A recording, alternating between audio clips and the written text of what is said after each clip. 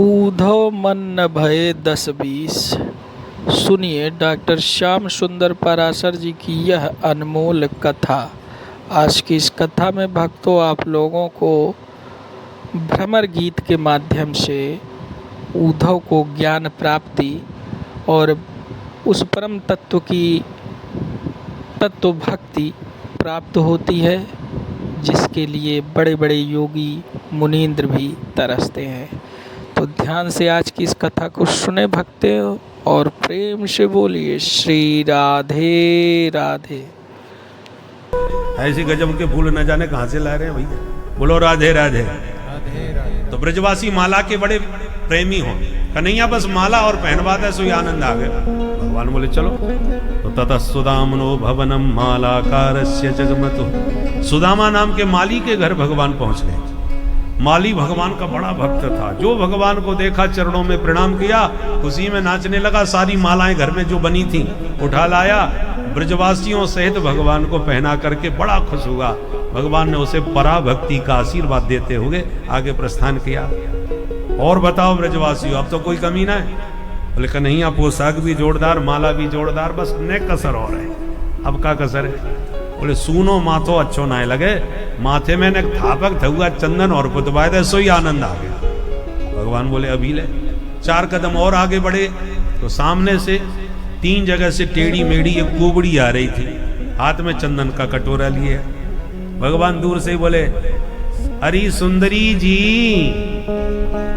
सुन करके वो चक्कर में पड़ गई। घर से निकलती लोग मेरे से कुबड़ी कुबड़ी कहते हैं, कुब्जा। और ये कौन आ गया जो मेरे से सुंदरी कह के बुला रहा है? दौड़ी चली आई। महाराज आपने बुलाई? भगवान बोले हाँ सुंदरी, हमने ही आवाज लगाई। आपको परिचय कहा है? खुश होके परिचय दिया। दास्यास में हम सुंदर कंस सम्मता त्रिवक्र नामायनुलेप कर्मणि। महाराज मेरा नाम है कुब्जा, बचपन से ही टेढ़ी पैदा भाई, 3 जगह से टेढ़ी हूं। लोग मुझे त्रिवक्रा कहते हैं, वैसे मैं सैरंद्री हूं, परंतु मेरा एक ही काम धंधा है, चंदन घिसती हूं दिन भर और महाराज के दरबार में उनको चंदन की सेवा देती है। भगवान बोले सुंदरी, महाराज कंस है ना, मेरे सगे मामा जी लगते हैं। मामा जी को तो आप लगाती रहती हो, आज ये चंदन हमें ही लगा दो थोड़ा सा। कुब्जा बोली आपने तो मेरे मन की बात कह दी, आप मेरा चंदन स्वीकार कर लो, मैं तो धन्य हो जाऊंगी महाराज। आप कहो तो मैं अपने हाथ से लगा दूं। भगवान बोले प्रेम से लगाओ। कुब्जा तुरंत प्रभु के पास आई, बड़े प्यार से भगवान के माथे पर चंदन लेपन कर दिया। ब्रजवासी बोले हाँ देवी जी ने किधर भी। तो सारे ब्रजवासियों के माथे पर चंदन कुब्जा ने लगा दिया, पूरा कटोरा चंदन का खाली कर दिया।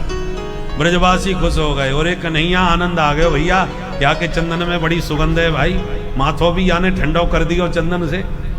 और एक ब्रजवासी कन्हैया के कान में धीरे से बोलो चोरे कन्हैया फ्री के चंदन घिस मेरे नंदन। वह बेचारी को सवरो चंदन पोत लियो, लेवो देवो कछु ना है। अरे माने इतनी मेहनत से चंदन घिसो है, तू कछु तो इनाम पुरस्कार दे। भगवान बोले अभी ले। अब जेब में तो कछु है ना है, कह दूं। कुब्जा के पास भगवान आए, उसके पैर के अंगूठे को अपने चरणों के अंगूठे से दबाई लियो और एक हाथ बाकी ठोड़ी के नीचे लगा लियो, दूसरो हाथ बाकी कमर में डाल लियो। दाऊ जी ने तो शर्म के मारे मुंह घुमाई लियो। धीरे से बोले लाला ध्यान रखियो, ये अपनो वृंदावन ना है, मामा के घर में है। कन्हैया हंस के बोले दाऊ दादा मोहे सब ध्यान है, चिंता मत करो, कोई गड़बड़ ना होगी। ब्रजवासी सब आंख फाड़ के देखने लगे, हंसते भाई। बोले कन्हैया ये क्या करे भैया बीच बाजार में? पर कछु है जाए लाला, तेरी जोड़ी बहुत प्यारी लग रही है। तू भी हमेशा 3 जगह से टेढ़ो ही रहे और ये भी 3 जगह से टेढ़ी, बहुत बढ़िया बन गई जोड़ी। हंसने लगे सब सखा। और जब तक काऊ की कछु समझ में बात आती, तब तक कन्हैया ने एक झटका मार दियो और मुकुंद संस्पर्शना सद्यो बभुव प्रमदोत्तमा। गोविंद के एक झटके में उसके 3 कुबड़े गायब हो गए और एकदम छैल छबीली छोरी बन के छमछम नाचने लग गई। बोल नंद के लाला की जय। देखने वाले सब दंग रह गए, भैया छोरा तो जादूगर है। बेचारी जन्म की टेढ़ी कुबड़ी को एक झटका में सीधी कर दी। अब तो चारों तरफ चर्चा फैल गई, हो ना हो अब तो यही मथुरा का राजा बनेगा, इसी के हाथों कंस मरेगा, इसमें कोई संदेह नहीं है। तो बड़े बड़े उद्योगपति व्यापारी जो मथुरा के थे, बड़े दूरदर्शी होते हैं व्यापारी। वो समझ गए जब यही राजा बनेगा तो आज से ही रिश्तेदारी बना लेना चाहिए, नहीं पद पर बैठ गए तो बात फिर नहीं बनेगी। इसलिए जगह जगह पर व्यापारियों ने लौंग इलायची तांबुल खिला करके स्वागत करने लगे। भगवान ने सभी व्यापारियों को आशीर्वाद अभयदान दिया और आगे प्रस्थान किया। कंस के सभागार में जब पहुंचे तो एक विशाल धनुष दिखाई पड़ा, जो भगवान परशुराम जी ने कंस को भेंट किया था और सावधान भी कर दिया था कि संसार में मेरे धनुष को कोई तोड़ नहीं सकता, और जो धनुष को तोड़ देगा वो कंस तुझे कभी छोड़ नहीं सकता, इसलिए संभाल के रखना। इसलिए बहुत संभाल करके सभागार में धनुष सजाया गया था। जब भगवान ने धनुष को देखा तो बोले दाऊ भैया आप आज्ञा दो तो धनुष उठा के देख लो। दाऊ जी बोले प्रेम से उठाओ, पर सुरक्षा में खड़े जो सैनिक थे वो हंसते हुए बोले कल का बच्चा ये धनुष उठाएगा? महाराज का धनुष कोई साधारण है, सैकड़ों पहलवानों ने मिलकर के इस धनुष को यहां रख पाया है, कोई नहीं उठा सकता। दाऊ जी बोले लाला तो दिखा दे उठा के। अभी लो। कन्हैया तुरंत धनुष के पास आए, ध्यान से देखा और एक झटके में बाएं हाथ से उसे उठा लिया। करेण बामेन सलीन मुद्रितम सज्जम चकृत्वा निमिषेण पश्यताम। एक निमिष में वाम करकंज से धनुष उठा के जो प्रत्यंचा चढ़ाई कि धड़ाम भयंकर शब्द हुआ, धरती हिल गई, दिशाएं गूंज गई, कंस कांप गया। ये क्या हुआ? सैनिकों ने दौड़ के खबर दी सरकार आपका धनुष तोड़ दिया आपके भांजे ने। कंस को सुनते ही विश्वास हो गया कि हमारी भी गारंटी खत्म, अब हम बचने वाले नहीं है। परशुराम जी का वचन याद आ गया। अब तो इतना घबरा गया उसे हर काली चीज में काला काला बंसी वाला दिखाई पड़ने लगा। सामने कोई व्यक्ति खड़ा हो जाए तो उसकी आंखें की कारी पुतरिया में कन्हैया नाचता नजर आता। अपनी सुरक्षा व्यवस्था और बढ़ा दी। भगवान ने रात्रि विश्राम किया।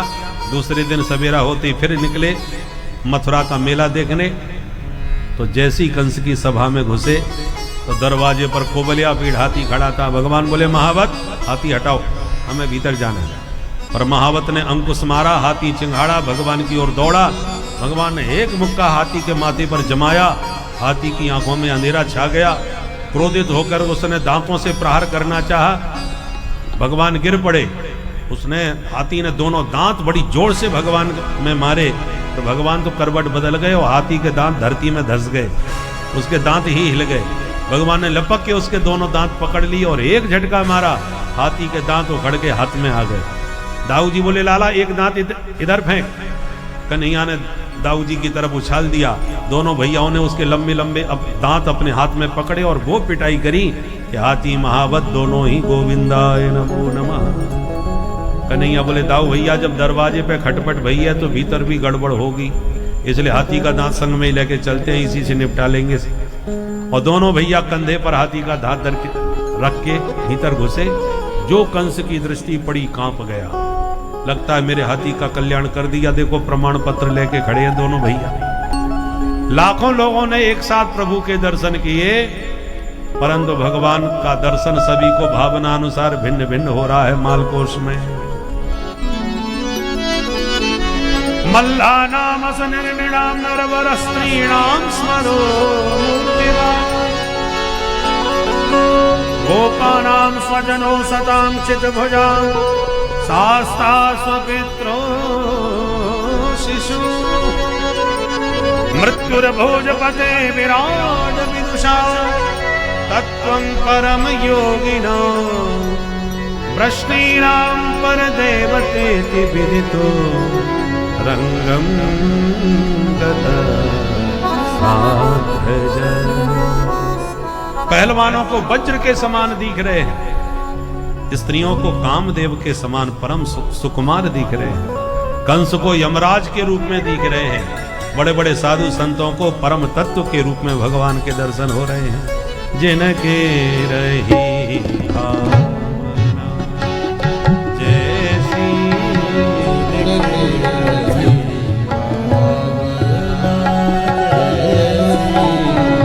प्रभु मूर्ति तिन्ह देखी तैसी, प्रभु मूर्ति तिन्ह देखी तैसी, जिनकी रही भावना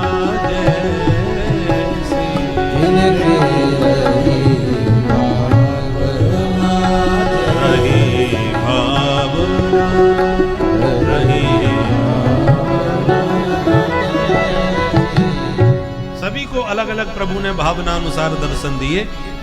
कंस का इशारा पा करके चाणूर नाम का एक पहलवान उठ के खड़ा हो गया। भगवान से बोला, कृष्ण तेरा बहुत नाम सुना है, चल हो जाए दो हाथ, हमारी तुम्हारी कुश्ती। भगवान बोले, ये भैया पहलवान, बराबरी में कुश्ती होती है, हम कल के बच्चे, तू पहाड़ जैसा पहलवान। चाणूर ने कहा, बातें मत बना, इतने बड़े हाथी को मार के दांत उखाड़ लाया और फिर भी अपने को बच्चा बता रहा है। हिम्मत है तो आ मैदान में। ब्रजवासी दौड़ के आगे, कन्हैया डर पियो मत, हम काय को आए तेरे संग में, दिखा दे पूतना वाले हाथ। भगवान बोले, यदि ये बात है तो फिर आजा मैदान में। कमर में बांध पीतांबर कूद पड़े अखाड़े में। बलेन सह मुष्टिकासुर बलराम जी के साथ भिड़ गया। अब भयंकर युद्ध प्रारंभ हुआ। पंजे से पंजा, एड़ी से एड़ी फंस गई। बड़ी देर तक कुश्ती चली महाराज। चाणूर को बार बार इशारा करता है कंस, चाणूर मार चाटा कर दे चकनाचूर। तो चाणूर ने मुक्का मार दिया भगवान की छाती में। भगवान बोले, मुक्का तुम मार चुके, अब शपथ मेरी भी चाकनी पड़ेगी। दौड़ के भगवान ने उसके गाल में एक चांटा मारा। एक चांटे में ही चक्कर खा के चक्रा के नीचे गिरा। चाणूर चकनाचूर हो गया। बोल चाणूर मर्दन भगवान की जय हो। दाऊ दादा ने भी देर नहीं लगाई, घुमा करके एक मुक्का सिर पर मारा। मुष्टिकासुर ढेर हो गया। सल तो सल दो पहलवान और कूद पड़े। दोनों भैयाओं ने उन दोनों को निपटा दिए। कूट नाम का दैत्य कूदता हुआ आया, दो मुक्के में कूट को भी कूट दिया। बाकी के पहलवान अपने आप ही भाग खड़े हुए।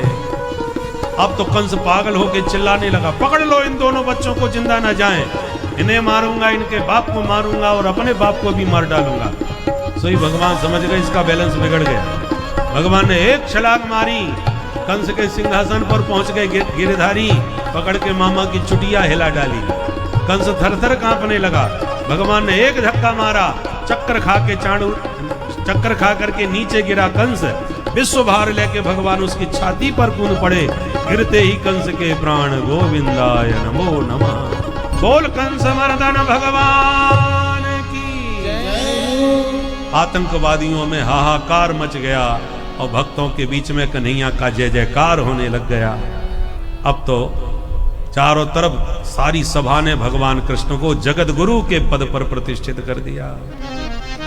वसुदेव सुतम देवं कंस चाणूर मर्दनम देवकी परमानंदम श्री कृष्णम वंदे जगद्गुरु।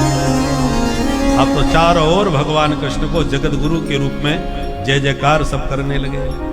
भगवान ने जेल खाने में जाके नाना उग्रसेन और माता पिता देवकी वसुदेव को बंधन से मुक्त किया और नंद बाबा को समझा बुझा के ब्रजवासियों के साथ वापस वृंदावन को विदा किया। गर्गाचार्य जी ने दोनों भैयाओं का जनेऊ संस्कार किया। पढ़ने के लिए भगवान को उज्जैन में भेज दिया। उज्जैन में भगवान सांदीपनी मुनि महाराज के गुरुकुल में रह करके संपूर्ण विद्याओं का अध्ययन किए और इसी गुरुकुल में सुदामा नाम के ब्राह्मण को पक्का मित्र अपना बनाया, जिसकी कथा कल आप 11 बजे से सुनेंगे। कल की कथा का समय 11 बजे से रहेगा। आप लोग जल्दी समय पर आने का प्रयास करें। सुदामा जी का चरित्र और अंतिम उपदेश भगवान का।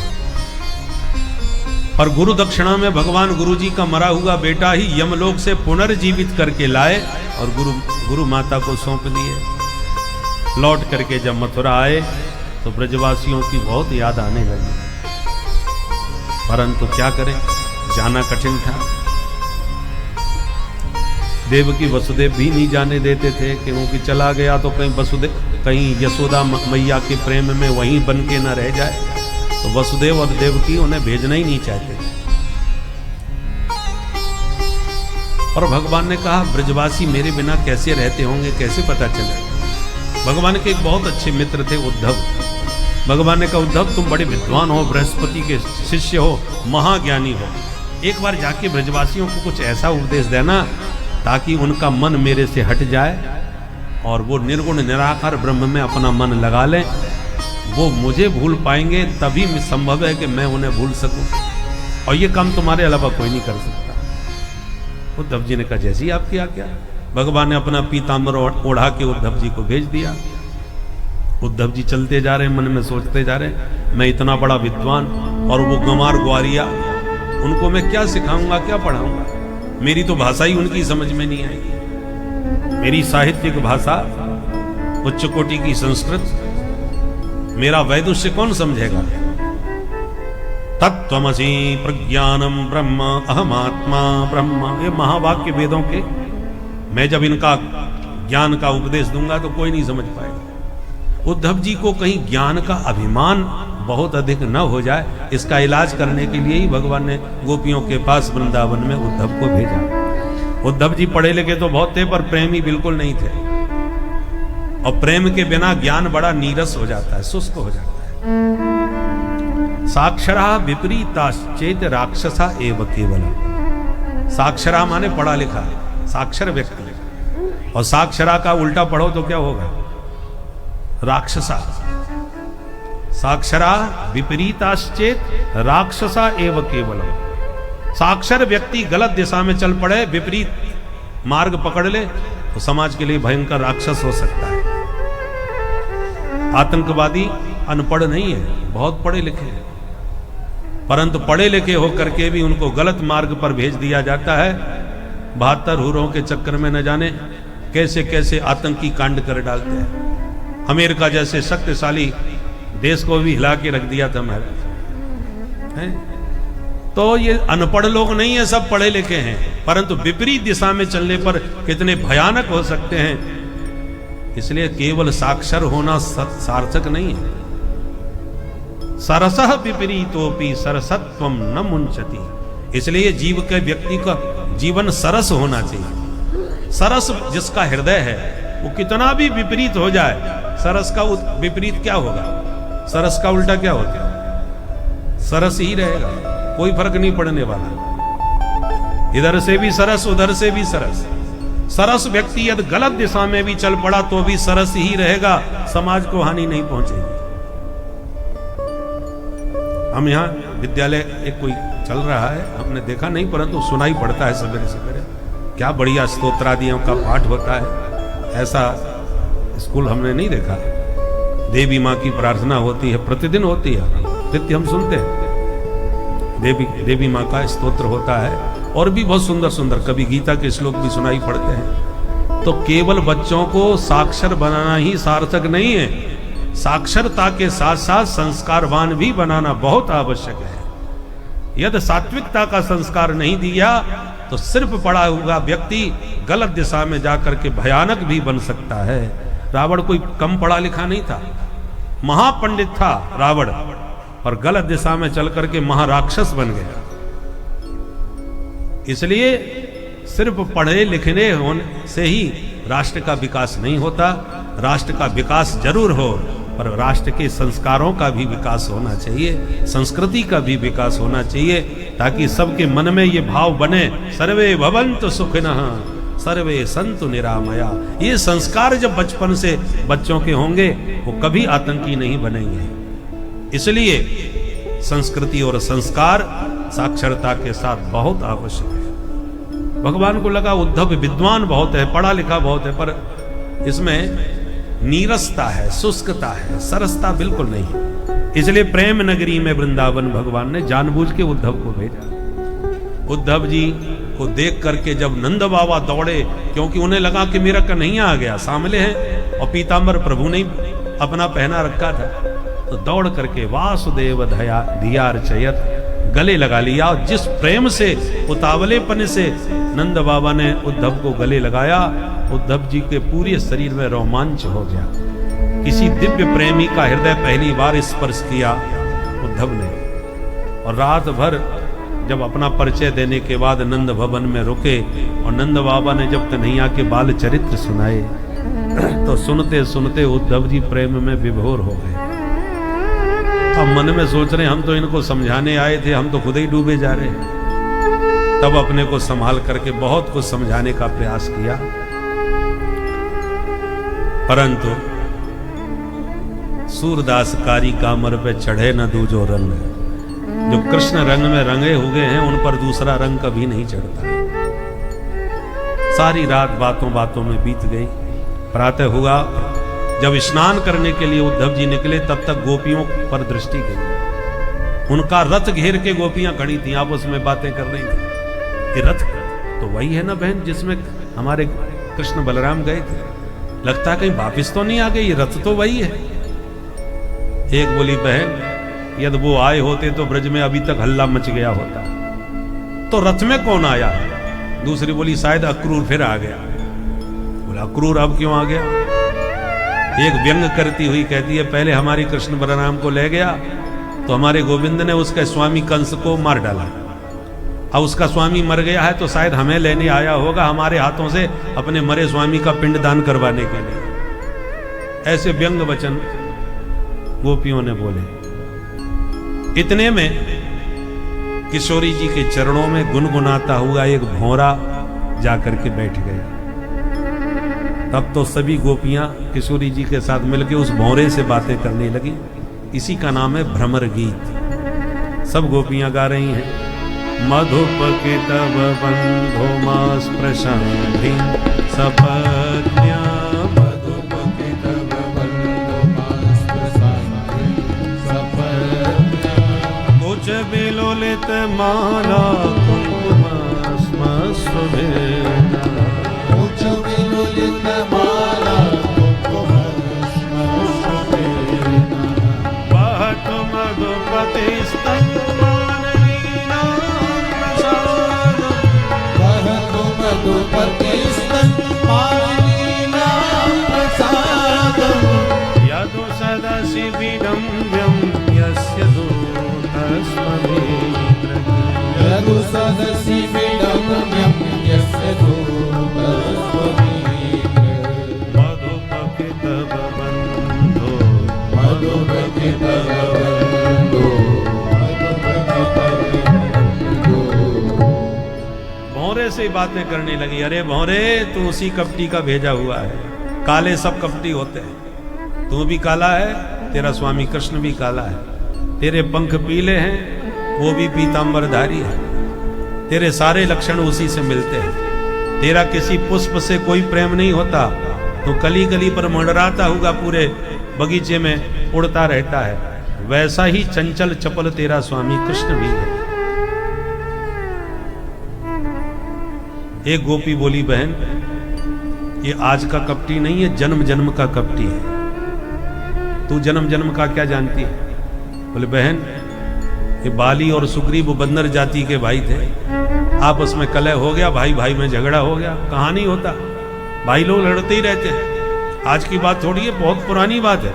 भाइयों के झगड़े हमेशा चलते रहते हैं। देखो महाभारत में बाली सुग्रीव में झगड़ा हुआ, रावण विभीषण में झगड़ा हुआ है? तो बाली सुग्रीव में हो गया। वो तो बंदर जाति के थे, लड़ बैठे। बंदर तो लड़ते ही रहते हैं। बंदरों की लड़ाई आपने देखी हो, और बंदरों का संगठन भी, दोनों ही गजब के होते हैं। लड़ाई हो तो भयंकर, और संगठन भी इतना जबरदस्त है कि आप एक बंदर को पकड़ के देख लो, सारे बंदर आप पर टूट पड़ेंगे। इतना संगठन होता है उनमें। आपस में चाहे जितना लड़े, पर दूसरा कोई छेड़ नहीं सकता उनको। बहन वो आपस में लड़ गए, तो इस कपटी ने पता है क्या किया? सुग्रीव को मित्र बना लिया और धोखे से बाली को मार डाला। आज का नहीं, जन्म जन्म का कपटी। दूसरी बोली, बहन तो मैं भी सुनाऊं ये कहानी इसकी। क्या? स्त्रियों का तो हमेशा ये कपटी रहा है, स्त्रियों से धोखा दिया है। कैसे? बोल, देखना बेचारी सूपन खा, क्या गलती थी उसकी? वो इस पर रीझ गई तो कितना सुंदर मेकअप करके इनके सामने शादी करने गई।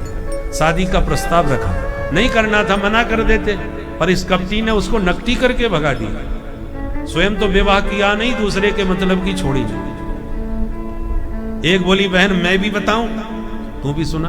बोले, एक बार ये बौना बन करके बलि के दरवाजे चला गया। 3 चरण भूमि का संकल्प पढ़वाया, और नापते समय सारी दुनिया नाप डाली, उस बेचारे का सब कुछ लूट लिया। सुन सुन के उद्धव जी विचार करने लगे, वाह, मैं तो इनको गंवार ग्वाले नहीं समझता था, ये तो जानती हैं कि वही राम है, वही कृष्ण है, वही वामन है। भगवान के सभी अवतारों का प्रसंग गोपियां सुनाती हैं। अंत में उद्धव जी चरणों में गिर पड़े और गोपियों से कहा, धन्य हो देवियों, इतना प्रेम तुम्हारा, तुम्हें सारी प्रकृति में उसी का दर्शन होता है। पूरा 6 महीना उद्धव जी को हो गया, भूल ही गए वृंदावन से वापस मथुरा जाने का। 6 महीने तक गोपियों से बातें करते रहे और जब होश आया, अरे मुझे लौट के भी जाना है, तो ब्रज की धूल को माथे से लगा के कहते हैं, आसाम हो चरण रेणु जुसाम हम श्याम वृंदावने किमपि गुल्मलतौ सधी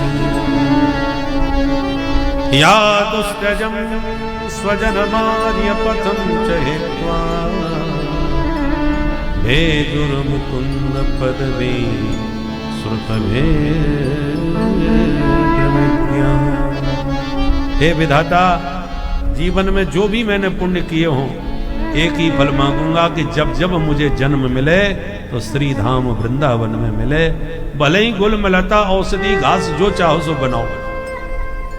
इस भाव में भरे उद्धव लौट करके जब आए मथुरा, भगवान बोले, आओ ज्ञानी जी महाराज, ऐसा कौन सा ब्रह्म ज्ञान का उपदेश दे दिया कि 6 महीने लगा दिए।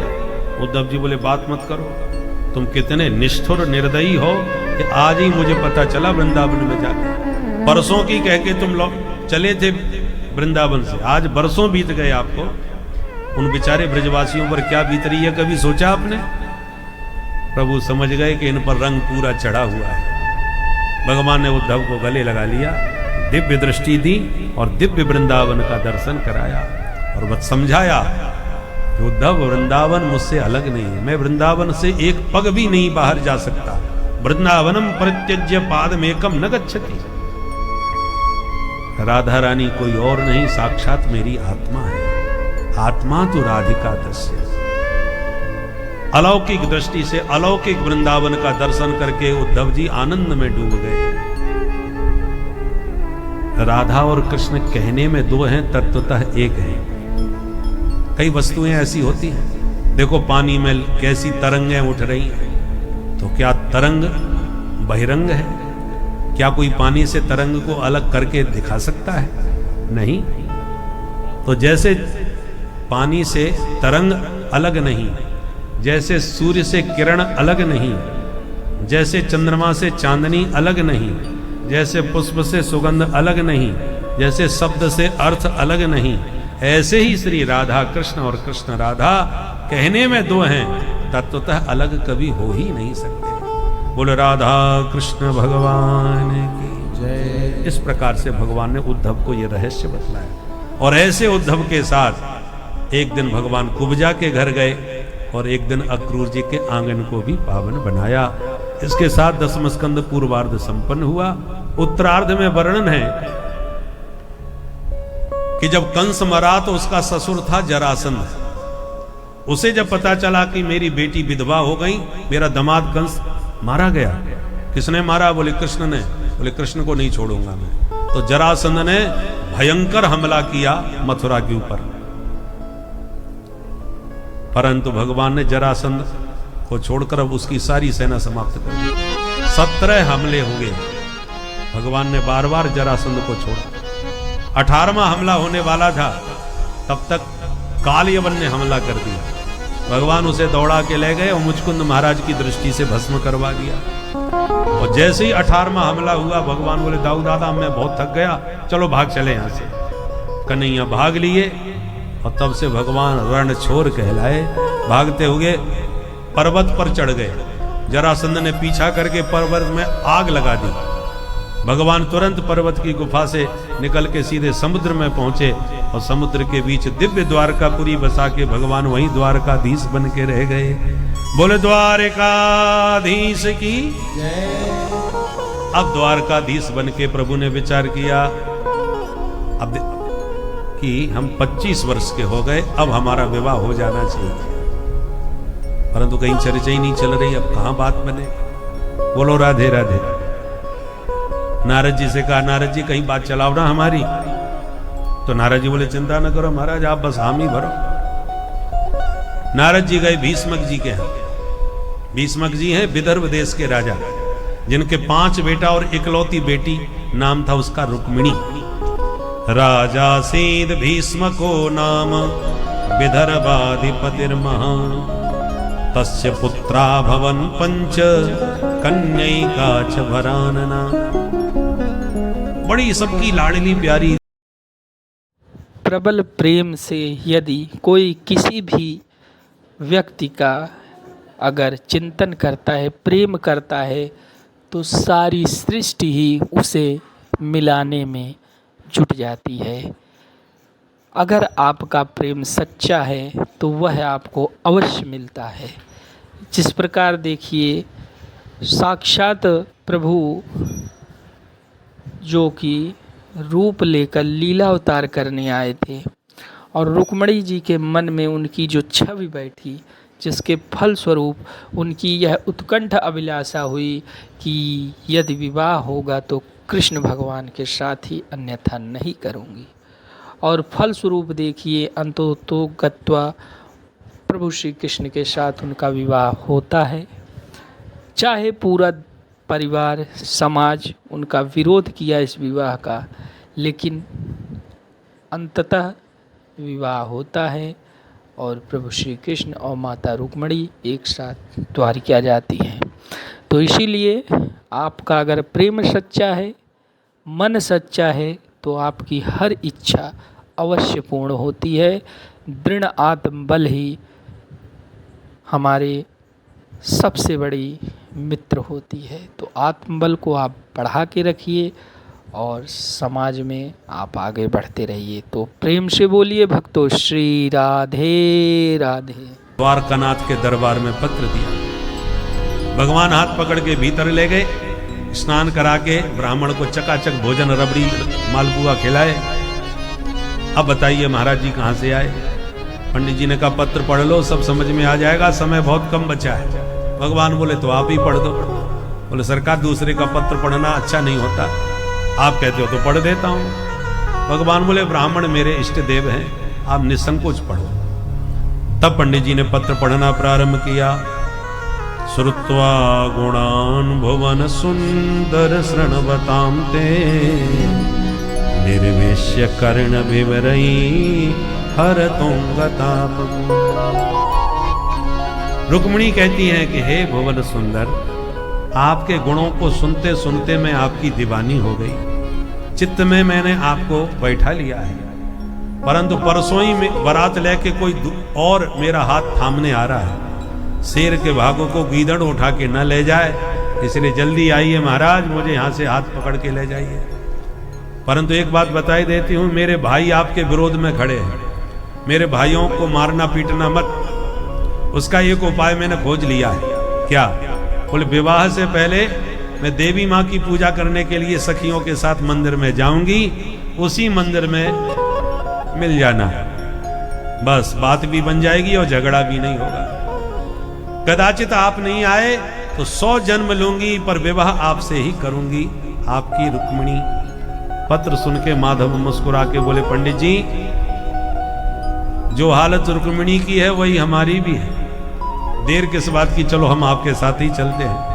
भगवान ने रथ तैयार किया, ब्राह्मण को बैठाया और 9 2 11 हो लिए। दाऊ जी ने देखते ही कहा, अरे कन्हैया कहाँ चले?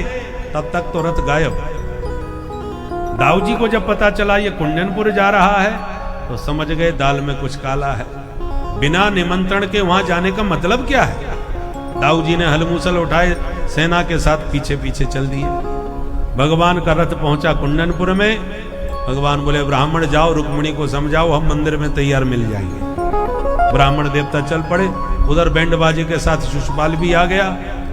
नगर में हल्ला मच गया, बारात आ गई, बारात आ गई, चलो देखें दूल्हा कौन है। और रुक्मिणी की धड़कन तेज हो गई। हे विधाता, हे भोलेनाथ, मैंने बहुत सोमवार के व्रत किए हैं, आज मुझे सारे व्रत अनुष्ठान का फल दे दीजिए। इतने में पंडित जी पहुंच गए। प्रणाम महाराज, क्या खबर लाए हो? पंडित जी बोले खबर कुछ नहीं लाया, जिसको खबर भेजी थी मैं तो उसी को पकड़ के ले आया। चिंता मत करना, मंदिर में तैयार मिलेंगे तुम्हें। अब तो खुशी में रुक्मिणी नाचने लगी, बार बार ब्राह्मण को प्रणाम करके विदा किया। इधर गुप्तचर विभाग ने शिशुपाल को सावधान कर दिया, महाराज आपके विवाह में खतरा। कैसा? बोले द्वारकाधीश कृष्ण भी आए हैं, जबकि उन्हें किसी ने बुलाया नहीं है। हमें लगता कहीं आपको यहां से बिना दुल्हन के न लौटना पड़े। तब तो शिशुपाल घबरा गया। बराती बोले आप बिल्कुल निश्चिंत रहिए, हम सब संभाल लेंगे। उधर मंदिर में पहुंच गई पूजा करने के लिए। रुक्मिणी देवी मां की पूजा कर रही थी, मंत्र जप रही थी। नमस्ते त्वाम्यके भीक्षणम स्वसंतानयुतां शिवां भूयात् पतिर्मे भगवान कृष्णस्तदनुमोदतां। इस मंत्र का जाप करने से कन्या को सुंदर वर की प्राप्ति होती है। तो रुक्मिणी इस मंत्र का जाप करके मां की पूजा कर रही थी। मां ने आशीर्वाद दिया। अब रुक्मिणी जैसी बाहर आई, तब तक शिशुपाल के जितने बराती थे सुरक्षा की दृष्टि से भाग करके पूरे मंदिर को घेर के खड़े हो गए। सब अस्त्र शस्त्र लिए खड़े थे, कोई विघ्न ना पड़े। परंतु जो रुक्मिणी ने इतनी सेना देखी तो रुक्मिणी घबरा गई। अब क्या होगा? मैंने पत्र में लिख दिया था मंदिर में कोई नहीं होगा, यहां तो इतनी सेना खड़ी है, अब कैसे भेंट होगी? भगवान समझ गए रुक्मिणी घबराई हुई है। तुरंत रथ से नीचे उतर के उन्हीं सैनिकों के साथ में खड़े हो गए। रुक्मिणी हर चेहरे को ध्यान से देखने लगी। मेरे प्यारे पधारे हैं तो कौन है, मैं पहचानूंगी कैसे? मैंने तो आज तक देखा ही नहीं, इसलिए हर चेहरे को ध्यान से देखती। और जिस चेहरे पर रुक्मिणी की दृष्टि ठहर जाती वही सैनिक समझ बैठता हम भी किसी से कम नहीं है। रुक्मिणी की सुंदरता पर सब दीवाने हो गए, सब मुग्ध हो गए। त्रिभुवन सुंदरी रुक्मिणी थी, त्रैलोक्य सुंदरी। इसलिए जिस सैनिक को रुक्मिणी देख लेती है वही पागल हो जाता है। और भगवान जैसी घूमती हुई दृष्टि रुक्मिणी की द्वारकाधीश से टकराई, आंखें चार होती माधव ने मुस्कुरा के हाथ हिला दिया, घबराओ मत, हम ही हैं। हाथ हिलाते मंद मुस्कुराते मुरलीधर माधव को देखते ही रुक्मिणी पहचान गई, निश्चित रूप से यही मेरे प्राण वल्लभ कृष्ण है। तो रुक्मिणी को भी हंसी आ गई। हंसते हुए रुक्मिणी को बच्चे कुचे सैनिकों ने देखा तो सबके होश उड़ गए, सब पागल हो गए रुक्मिणी की मुस्कान पर। और भगवान सबके बीच में से निकल के रुक्मिणी के पास आ गए, हाथ पकड़ के अपने रथ की तरफ ले गए। और सैनिक टुकुर टुकुर देखते जा रहे। आहा, चाल देखो कितनी प्यारी है, कोई कहता है मुस्कान देखो कितनी निराली है। और भगवान ने हाथ पकड़ के रथ में बैठा लिया रुक्मिणी को। सैनिक कह रहे हैं वाह, रथ भी देखो क्या कमाल का है। दूसरा कहते हैं अरे घोड़े नहीं देख रहा, कितने सुंदर हैदराबादी घोड़े हैं। सब अपने वर्णन किए जा रहे हैं और होश नहीं कि हो क्या रहा। भगवान ने रुक्मिणी को बैठा के स्वयं बैठ गए और जो चाबुक चलाया, घोड़े हवा में उड़ गए। सैनिक बोले वो देखो रथ कैसा दौड़ा चला जा रहा है। भाई ऐसी सुंदर झांकी जिंदगी में पहली बार देखी। जब दूर तक रथ चला गया तब होश आया। एक बोला वो तो सब ठीक है पर हम लोग क्यों खड़े हैं? एक बोला हाँ याद आ गई, रुक्मिणी की रखवाली के लिए आए थे ना, तो कहाँ है रुक्मिणी? सखियां बोली भांग पी के चले थे क्या? रुक्मिणी वो गई उनके साथ। तब होश आया, लगो लगो, पकड़ो पकड़ो, भागो भागो, पीछा किया। जैसे ही भगवान को घेरना चालू किया तब तक दूर से आवाज आई, बोल द्वारकाधीश की जय। प्रभु ने मुड़ के देखा तो दाऊ दादा दौड़े चले आ रहे थे। भगवान ने प्रणाम किया, अरे बड़े भैया आप यहाँ? दाऊ जी बोले हम जानते थे तुम क्या करने वाले हो, इसलिए तैयारी के साथ हम आ चुके हैं। अब बहुए लेके तुम घर चलो, इनका स्वागत करके हम आ रहे हैं। भगवान तुरंत 9-2-11 हो गए वहां थे। और जो सैनिक आगे बढ़े, दाऊ जी ने हल मूसल उठा लिए, हल से सिर पकड़ के मूसल मसक देते हैं। हजारों सैनिकों के सिर फूट गए, सारे सैनिक प्राण बचा के भाग गए। जनवासे में जाके शिशुपाल से बोले सरकार गजब हो गया, आपकी होने वाली दुल्हन का हरण हो गया। तलवार निकाल के शिशुपाल बोला तुमने क्या किया?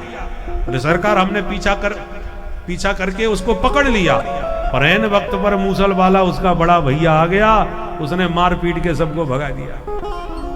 शिशुपाल बोला धिक्कार है मेरी जिंदगी को, कितना बढ़िया मेकअप करवा के दूल्हा बन के निकला था, बैंड बाजे के साथ, पर मेरे ही बाजे बज गए। ऐसी जिंदगी से मर जाना अच्छा है, मैं तो आत्महत्या कर लूंगा। तब जरासंध भी बारात में आया था, हाथ पकड़ के शिशुपाल से बोला, क्या मूर्खतापूर्ण काम करता है, मुझे देख, इस कृष्ण ने 17 बार हराया पर मैंने हिम्मत नहीं हारी, और तो 18वीं बार मैंने युद्ध में इससे कुछ हरा दिया, इसलिए हिम्मत कभी नहीं हारना चाहिए जिंदगी में। तब शिशुपाल को शांति मिली कि हमसे भाई बड़े बड़े बेशरम बैठे हैं, ये 17 बार हार के नहीं मरा तो मैं पहली हार में क्यों मर जाऊं। दुल्हन के डोले में खुद बैठ गया और बेचारा शिशुपाल रोते रोते घर चला गया। और इधर भगवान जब लौट करके वापस द्वारका आए, द्वारका के नर नारियों को पता चला कि हमारे सरकार द्वारकानाथ दुल्हन लेके आए हैं। फिर क्या था, घर घर में उत्सव मनने लगा। नगर के जितने भी नर नारी हैं, दूल्हा राजा द्वारकाधीश का दिव्य स्वागत करने लगे और महारानी दुल्हन के रूप में रुक्मिणी जी का भव्य स्वागत होने लगा। आइए अब हमारे बीच में भी दूल्हा दुल्हन द्वारकानाथ बन करके आ रहे हैं, हम लोग धूमधाम से उनका स्वागत करें, महोत्सव मनाएं, नाचे कूदें, धूमधाम से ठाकुर जी के विवाह का उत्सव मनावें। बोलो दुल्हा सरकार की जय, द्वारकाधीश की जय हो। के जोड़ी का जवाब नहीं, के जोड़ी का जवाब नहीं, आज दूल्हा बने हैं नंदला, के जोड़ी का जवाब नहीं, दूल्हा बने हैं नंदला, की जोड़ी का जवाब नहीं, आज दूल्हा बने हैं नंदला, जोड़ी का जवाब नहीं, नहीं नहीं, दूल्हा बने हैं नंदला,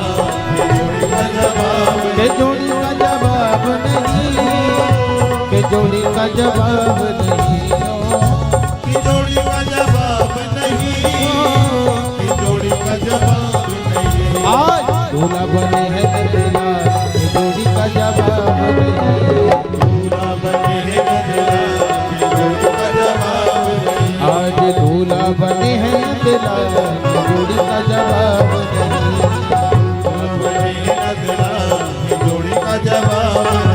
जय हो।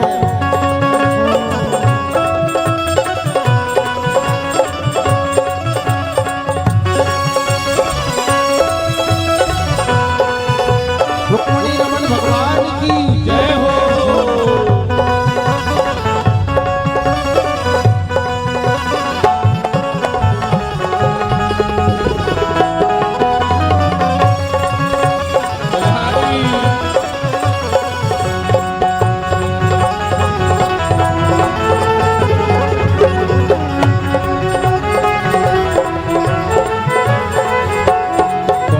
वरण की रुक्मणी प्यारी, गौर वरण की रुक्मणी प्यारी, गौर वरण की रुक्मणी प्यारी, गौर वरण की रुक्मणी प्यारी, गौर वरण की रुक्मणी प्यारी, गौर वरण की रुक्मणी प्यारी, गौर वरण की रुक्मणी प्यारी, गौर वरण की रुक्मणी प्यारी, और सावले है नंदलाल, की जोड़ी का जवाब नहीं, सावले है नंदलाल, की जोड़ी का जवाब नहीं, आज दूल्हा बने हैं नंदलाल, की जोड़ी का जवाब नहीं, आज दूल्हा बने हैं नंदलाल, की जोड़ी का जवाब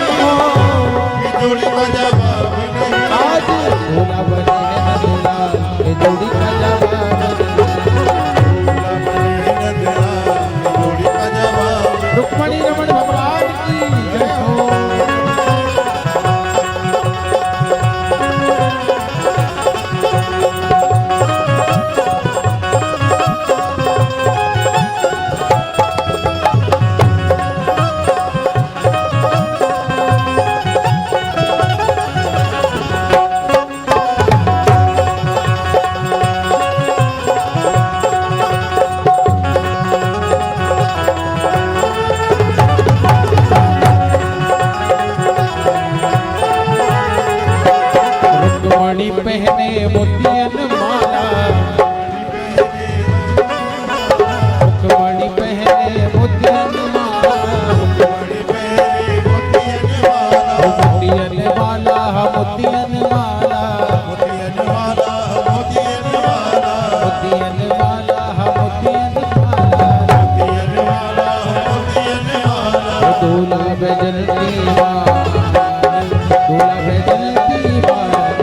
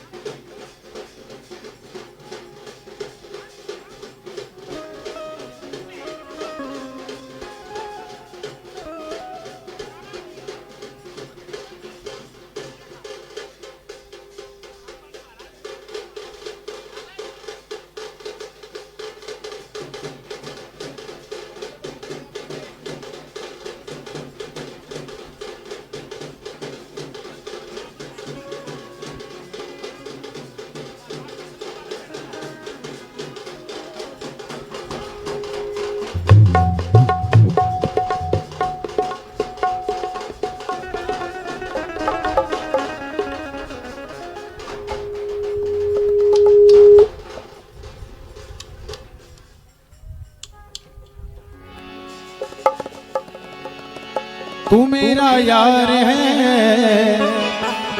मेरा दिलदार है। ओ तू मेरा यार है, मेरा दिलदार है। ओए ओए ओए, अरे काली कमली वाला मेरा यार है, काली कमली वाला मेरा यार है।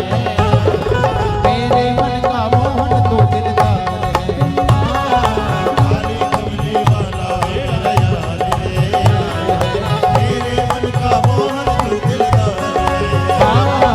काली कमली वाला मेरा यार है, काली कमली वाला मेरा यार है। मेरे मन का मोहन तो दिलदार है, काली कमली वाला मेरा यार है, मेरे मन का मोहन तू दिलदार है। तू मेरा यार है, मेरा दिलदार है। तू मेरा यार है, मेरा दिलदार है। तू मेरा यार है, मेरा दिलदार है। तू मेरा यार है, मेरा दिलदार है। काली कमली वाला मेरा यार है, काली कमली वाला मेरा यार है। मेरे मन का मोहन तो दिलदार है, काली कमली वाला मेरा यार है, मेरे मन का मोहन तू दिलदार है। रुक्मणी रमन भगवान की जय हो।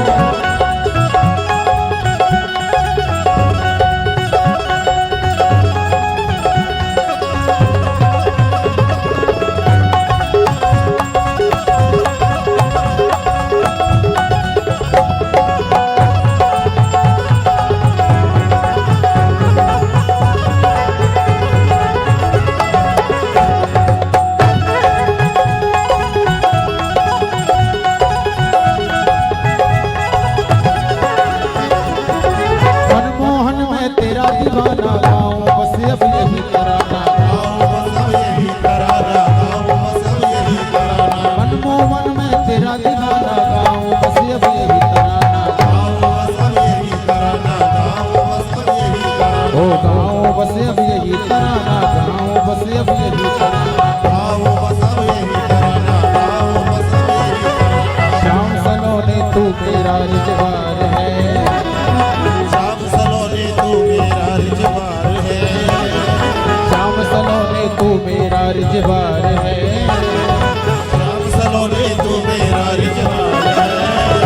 ओ मेरे मन का मोहन तू दिलदार है, काली कमली वाला मेरा यार है, मेरे मन का मोहन तू दिलदार है। तू मेरा यार है, मेरा दिलदार है। तू मेरा यार है, मेरा दिलदार है। ओ तू मेरा यार है, मेरा दिलदार है। तू मेरा यार है, मेरा दिलदार है। काली कमली वाला मेरा यार है, मेरे मन का मोहन तू दिलदार है। काली कमली वाला मेरा यार है, मेरे मन का मोहन तू दिलदार है। जय हो।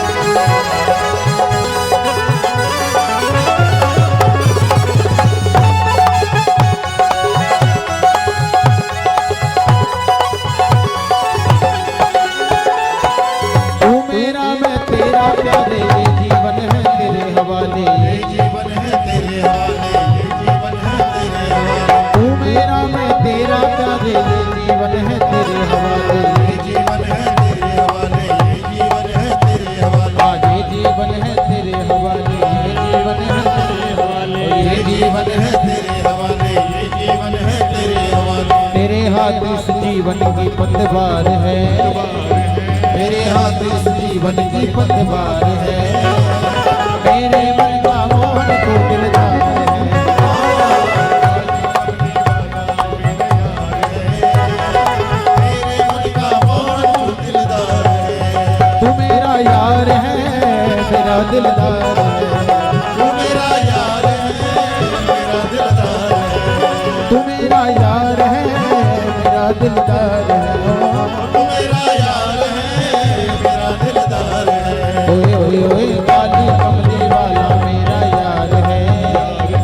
काली कमली वाला मेरा यार है, मेरे मन का मोहन तू दिलदार है। काली कमली वाला मेरा यार है, मेरे मन का मोहन तू दिलदार है। जय हो।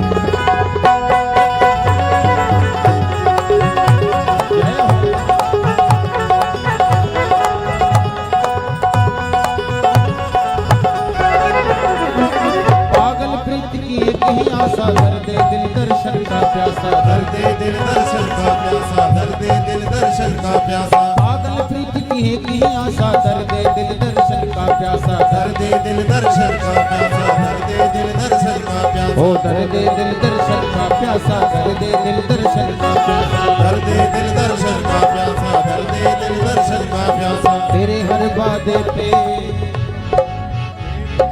तेरे हर वादे पे मुझे एतबार है, मेरे हर वादे पे मुझे एतबार है, तेरे हर वादे पे मुझे एतबार है, मेरे हर वादे पे मुझे एतबार है। मेरे मन का मोहन तू दिलदार है, काली कमली वाला मेरा यार है, मेरे मन का मोहन तू दिलदार है। तू मेरा यार है मेरा दिलदार है, तू मेरा यार है मेरा दिलदार है, तू मेरा यार है मेरा दिलदार है। तू मेरा यार है मेरा दिलदार है। ओए ओए ओए काली कमली वाला मेरा यार है, काली कमली वाला मेरा यार है, मेरे मन का मोहन तू दिलदार है। काली कमली वाला मेरा यार है, मेरे मन का मोहन तू दिलदार है। जय हो।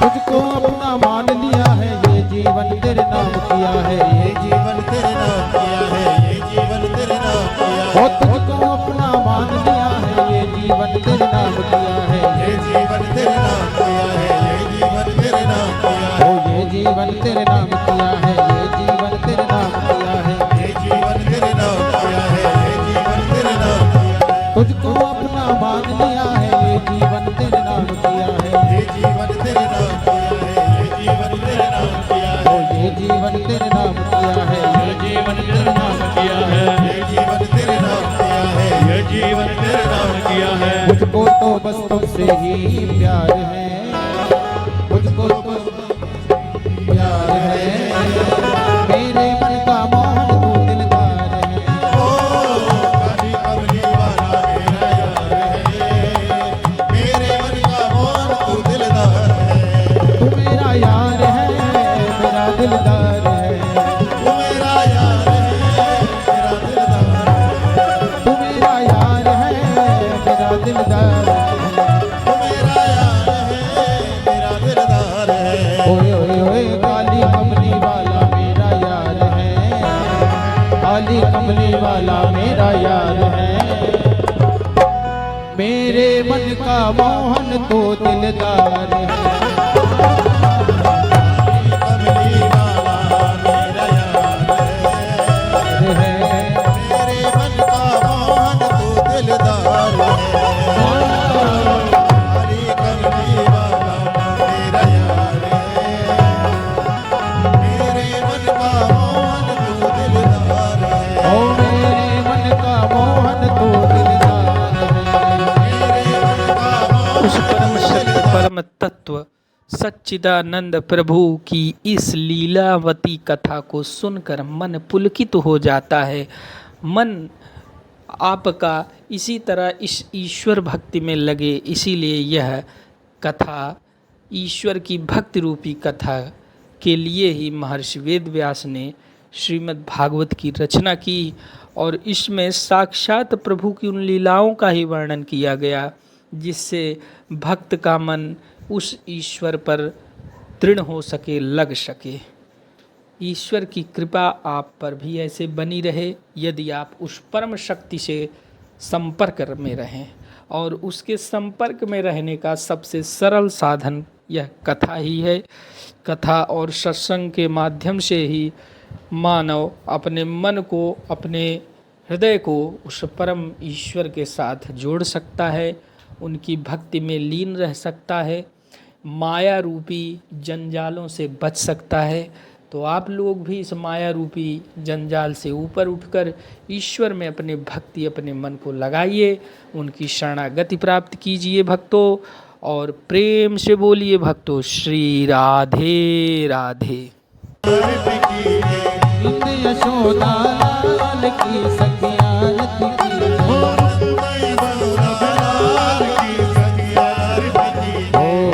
लाल रुक्मणी की जोड़ी, लाल रुक्मणी की जोड़ी। दुल्हा दुल्हन दोवती भोरी, दुल्हा दुल्हन दोवती भोरी। शोभाती विशाल की सखिया रति की रुक्मणी वल्लभ लाल की सखिया रति की। आनंद यशोदा लाल की सखिया रति की जय। रुक्मणी वल्लभ लाल की सखिया रति की जय। कंचनधार कपूर की बातें, कंचनधार कपूर की बातें, कंचनधार कपूर की बातें। ओ कंचनधार कपूर की बातें। सब सखी मिलके गाएं आरती। सब सखी मिलके गाएं आरती, सब सखी मिलके गाएं आरती। सब सखी मिलके गाएं आरती। ओ आनंद मदन गोपाल की सखी आरती की जय।